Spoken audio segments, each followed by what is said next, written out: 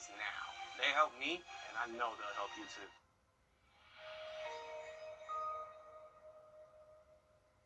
You can find ice-cold refreshment right here at Parker's Kitchen. Cool off with a large fountain or frozen drink for just 79 cents. Only at Parker's Kitchen. Live from Augusta, you're watching News 12 at 6 o'clock. Good evening and thanks for joining us. I'm Wrdw. And I'm Zana Halliburton. The holiday weekend is almost here and Mother Nature is getting all of the rain out of the way now so we can have a dry 4th of July. That's all we're looking forward to. Your First Alert Chief Meteorologist Riley Hale is here live with us in the Weather Center tracking some pop-up showers. We've said that almost every day this week. I know. 4th of July for you just a bit. Tonight, a father is fighting for his life after an accident he didn't see coming. Donnell Brown was making a delivery for the Family YMCA of Greater Augusta when officials say the van he was driving was hit from behind on I-520 near Wrightsboro Road last Tuesday. Now, the wreck causing the company van to roll over multiple times. Now his family and the community are praying for help. Your Sydney Hood has the story. Hands moving fast and hearts moving faster, showing up every day to serve, but not without feeling the weight of what's missing. He was a hard worker. He was a strong guy, and he was willing to do anything that was asked of him. He always did it with a smile. Donnell Brown's heart belongs to his community. Donnell was one that was willing to pick up and do anything, so he also knew a lot of our YMCA team because he was a delivery driver. He didn't just stay here. He was taking food out into our communities and into our YMCAs, delivering and dropping off and picking up. And so he had connections throughout the CSRA and with staff far beyond just this location. For years, he showed up, serving his community and serving those that he cared about. Now he is the one in need. The news came to us Tuesday morning that we had a YMCA vehicle that had flipped. Donnell driving the van. While he was doing such good work for his community. He was on his way to pick up a load from Golden Harvest, which is a partnership that we have, and he did that load each week. He's not just fighting for his life, but to come back to the place he loves the most. His family. His entire family works for the Y. His sister-in-law is my marketing director. His wife was our child care director for several years. His kids are growing up in Y programs. Donnell was a volunteer coach for our soccer programs. He helps with every bed delivery, whether it's loading beds, putting them together. Doing so with a smile and a heart full of passion. In Augusta, Sydney Hood on your side. Just such a sad situation. He was just doing something that clearly he loved, making an impact when all of this happened. And during one of the most busiest times for the YMCA too, volunteering his time, the Family YMCA has actually started taking donations on behalf of his family to help with some of those medical costs, and the community asking you to keep Donnell and his family in your thoughts. We are certainly wishing him a speedy recovery. Meanwhile, there is a suspect in custody for this wreck. 63-year-old Daphne Collier is charged with serious injury by vehicle, DUI less safe, reckless driving, and following too closely. According to the incident report, witnesses saw Collier weaving through traffic using several lanes right before that crash. New today, Richmond County deputies showed off their new HEAT vehicles. HEAT stands for Highway Enforcement of Aggressive Traffic and part of a statewide initiative by the governor's office. The goal for deputies driving these vehicles is to bring down traffic deaths and serious injuries by aggressive and impaired drivers. They're part of a $1.2 million grant that'll support salaries, fuel, maintenance, and training, along with the vehicles themselves. These vehicles arrive just in time for this holiday weekend where extra patrols will make sure our roads are safe for you to travel. And we are in the middle of what law enforcement call the 100 deadliest days of summer. Between Memorial Day and Labor Day, it's the most dangerous time for teen drivers and drunk driving. And these statistics are more than just numbers. They're stories of people's lives who will never be the same. Your Sydney Palmer explains.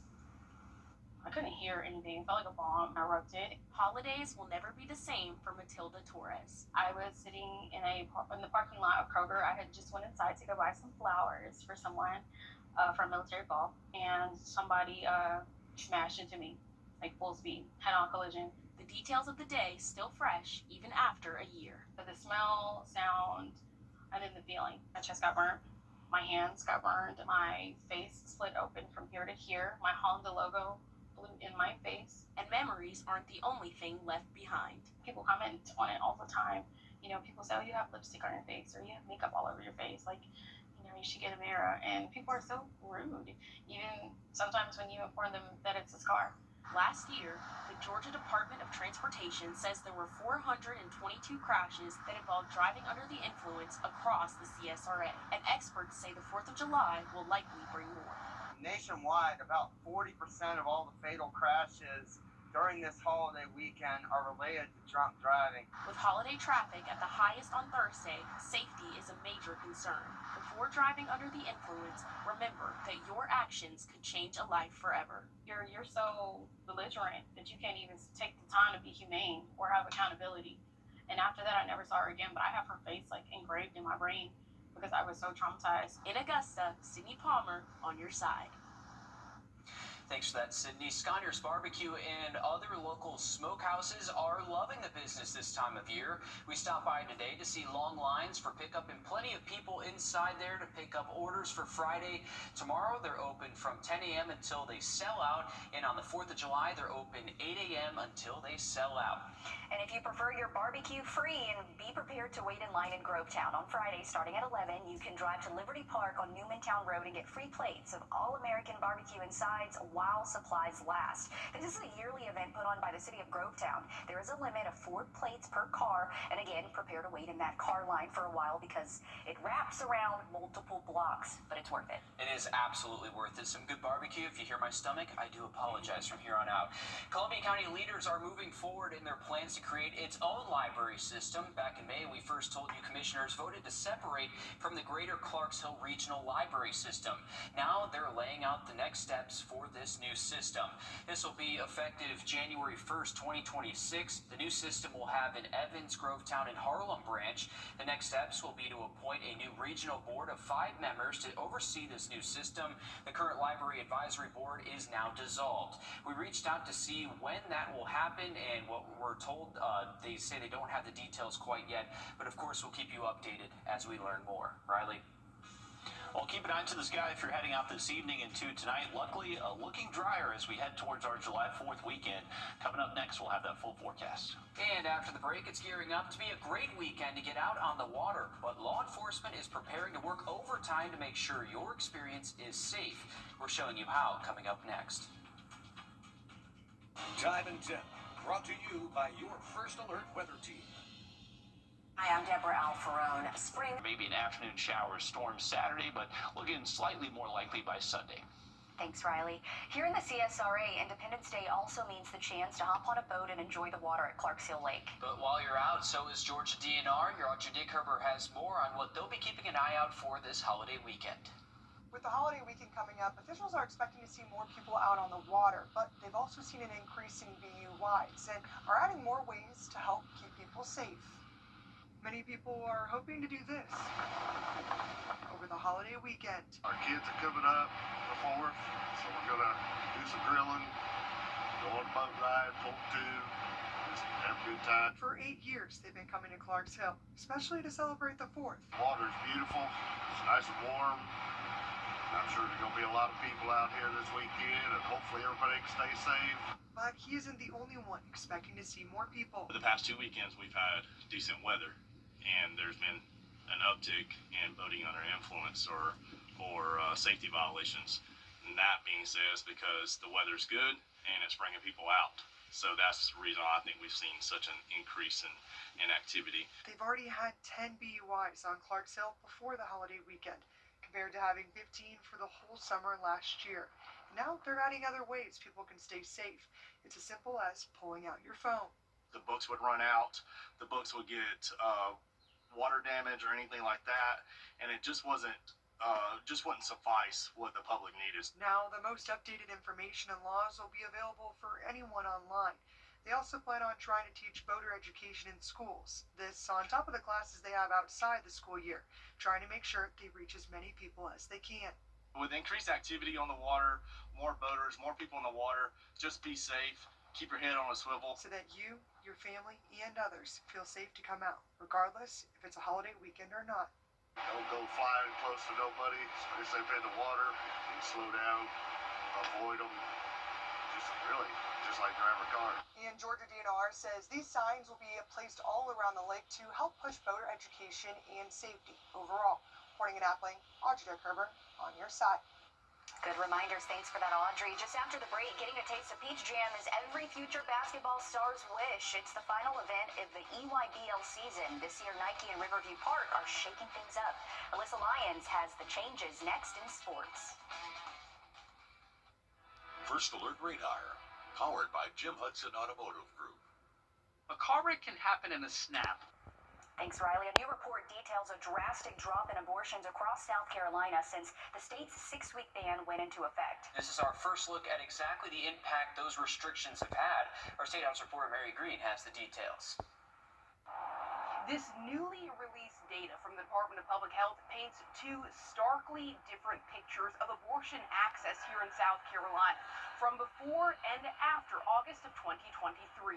That's when a Supreme Court ruling allowed the 6-week ban to take effect. Before that, South Carolina allowed most abortions through about 20 weeks of pregnancy. That was the least restrictive measure in the Southeast, and abortion opponents said it made South Carolina the region's abortion destination. New data from the Department of Public Health shows a 92% drop in out-of-state residents getting abortions in South Carolina from 2023 to 2024. The conservative Christian group Palmetto Family Council lauds the numbers, saying they show the law is working as intended. There's no point in traveling to South Carolina now. And that's a positive. We don't want to be viewed as a state where I can go and end the life of another human being legally. Meanwhile, the number of South Carolinians getting abortions in the state dropped by more than 40% from 2023 to 2024. Overall, there were more than 5,000 fewer abortions here from one year to the next. We are now seeing, based on the number,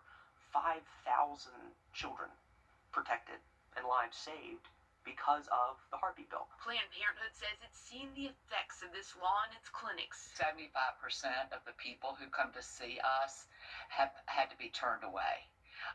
They want an abortion. They've already decided they want an abortion, but we are not able to help them provide the care that we are able to provide because they are too far along. The organization says this hasn't ended abortions, just moved them to another state at South Carolinians' expense. Half of all out-of-state abortions in North Carolina are from South Carolina people. So while the abortion ban in South Carolina has been very effective at shutting down care for people here, as we have always said, people will find a way.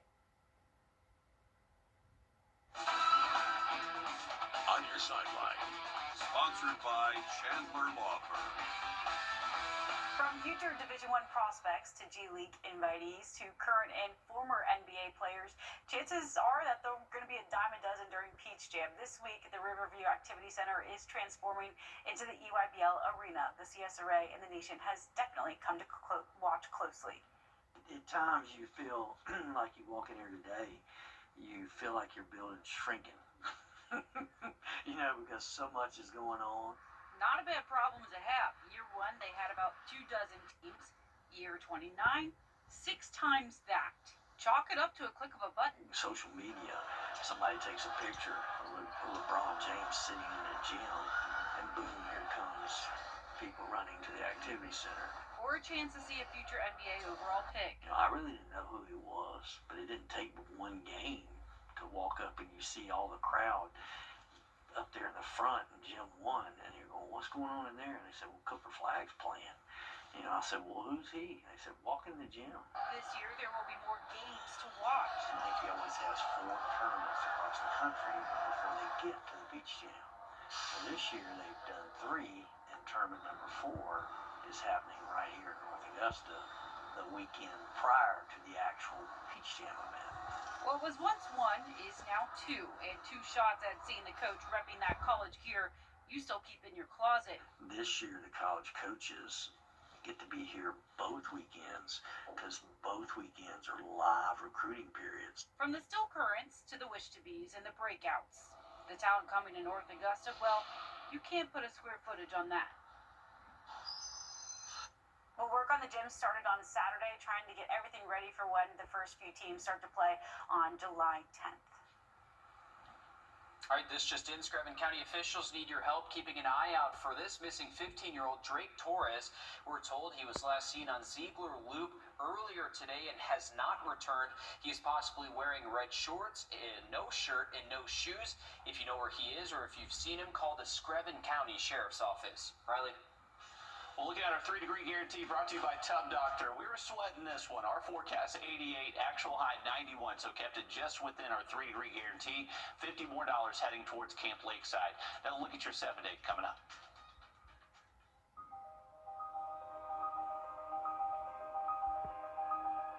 Ashley Stars and Stripes only at Ashley. All right, take a look at this. A baby alligator had to be rescued from a North Augusta yard over in Buena Vista Avenue. This was at around 4:30 this afternoon. So our crew got to the scene right as the alligator, around 3 feet long, was taken into custody there. There you see. There's no way that you're able to handcuff an alligator. Their arms are way too small. No, honestly, they're so cute, though. We talked about this. We've talked about holding a baby alligator before. Very cute. It's pretty cool, but he was a little feisty there, right here. Take a look at this when officers put him in the back here. Yeah, watch, right there. Oh, he does not like that. That's the problem, though. He doesn't like that. It's getting hot out there, so they're trying to get closer to some air conditioning, We Riley. just saw an alligator not too long ago. Was this last week in Waynesboro? Yes. No, it was this week. It was this week in Waynesboro. That was in the parking lot, too. I think so. But the It was like an 8-foot. That was like an 8-foot alligator. Yeah. That was a big one. It was a little baby guy. Man, those officers got to be trained for so much different things that could happen anywhere around the CSRA. Current look over the lake, we are looking at a little tiny rain shower you can see in the distance right there. So still some spotty shower and thunderstorm activity across the region if you are heading out for the rest of tonight. Luckily, as we head towards our July 4th, especially up at the lake, we are expecting dry weather. So temperatures will be more seasonal tomorrow, 93, 95 by Friday. As we head into the weekend, we'll start to bring back a little bit better rain chances by Sunday and just more seasonal outlook as we head into next week. Thanks, Riley. We're back live on 26 News at 7. And for News 12 at 10 and 11 o'clock. Thanks for watching.